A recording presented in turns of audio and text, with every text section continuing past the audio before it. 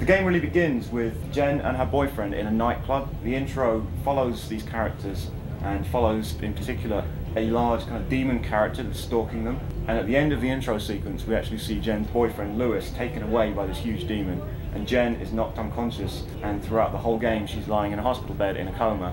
When we actually start the game we see Jen being kind of woken up like an astral projection of Jen by Scree, and he takes her into this world. Now in the game world we actually have 4 races of demon, each living in their own particular environment, and as the player is exploring through the world and meeting up with various characters, Jen is going to acquire the ability to shift into each of these demon forms. 4 worlds we have, 2 are aligned with powers of order, 2 are aligned with powers of chaos, and the overall storyline of the game is that the Order kingdoms have both been corrupted because Chaos is trying to take control, and Chaos kingdoms have been strengthened.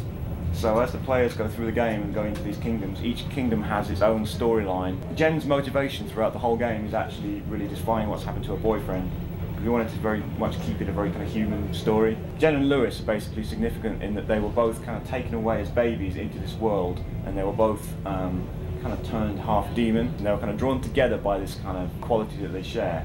And Lewis was taken away because he has a part to play in the plans of his character called Abaddon, who is Chaos basically.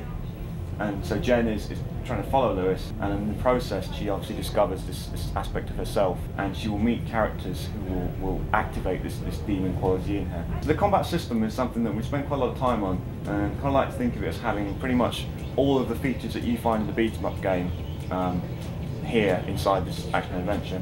So we have quite a lot of moves, we have blocks, parries. If you get the timing right, you can do counter attacks on people, and you can also string together some pretty cool combos as well. So if you hit the right window in a move, you can link to another move. What we're trying to do is avoid having any on-screen status stuff. We're trying to make the game very immersive and avoid kind of stuff like that just reminds you you're playing a game. So no 2 characters you meet will look exactly the same.